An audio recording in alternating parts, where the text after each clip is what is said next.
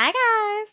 I first read Rich Dad Poor Dad. The things that I learned from it, some key takeaways, if I think it is you should read it or not. Poor Dad is written by Robert Kiyosaki. And so I was reading this book, and what I like about it is it doesn't like read like a textbook. Like it's truly like a story. Or he has two dads, a rich dad and a poor dad. And mindset limited his poor dad into thinking like, let me work as hard as humanly possible. And then that is what's going to make me a lot of money and make my life happy. Whereas the rich dad looked for places to create opportunities. And if you read it, one of my favorite parts is when Robert and his friend are little kids and they have their first business idea.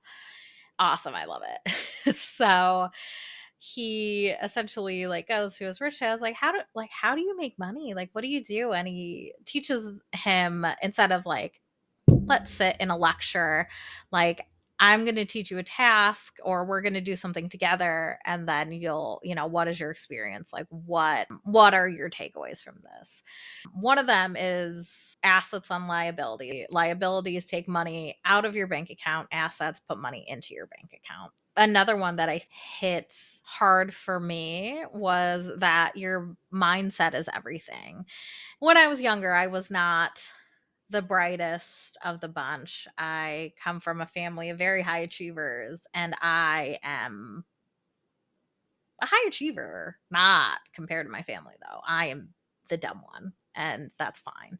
But so the book talks about how like your mind is your most valuable asset. So you should invest in your mind first and always and continue to learn. I think that is really one of the first things that helped me realize that like my limiting factor really is my mind. It's not that I didn't, grow up with $1 million.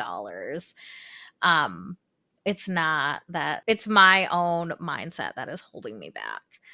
Things is prepare for your future. That hit very hard for me recently because now husband and I started dating, I would save my money. Like I'm pretty good at saving, but I wouldn't save it as much as he would save. It was hard for me to like kind of rein my spending back. I'm glad that like we talked about it and he said it was a lot harder than I thought it was, but we had set ourselves up in the past to make sure that that doesn't happen in our future. What I like to do when I read books challenge you to look at your life is I like to read the book and see like is this book telling me things that I have seen evidence of in my actual life?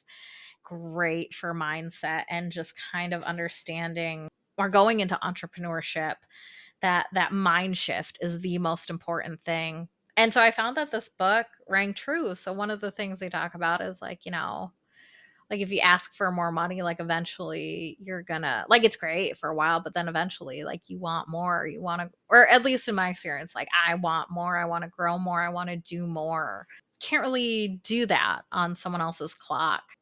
This book taught me a lot of powerful things and it's a fun read. Like it's easy in the sense that like it's like a nice story. Like some books that I think are educational, I have a really hard time getting into. Growing up in like an Asian household and learning like some of the things that he was taught as at a young age allowed me to relate to his story more.